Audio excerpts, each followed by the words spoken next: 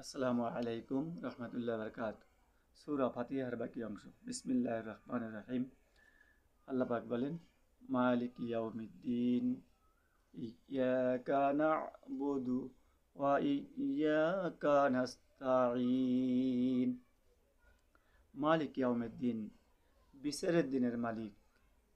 কঠিন বিচারের দিনে তিনি একমাত্র মালিক এবং তার বিপক্ষে কথা বলার কারো ক্ষমতা নেই। ইয়াকা না'বুদু, আমরা খাস করে তোমারই ইবাদত করি। ওয়া ইয়াকা নাস্তাঈন, এবং আমরা তোমার নিকট সাহায্য প্রার্থনা করি। যেহেতু সাহায্য করেনওয়ালা একমাত্র আল্লাহ, তাই আল্লাহর আমরা ইবাদত করি এবং তার নিকটই সাহায্য প্রার্থনা করি। অন্য কারো কাছে সাহায্য চাইলে আমরা পাবো না।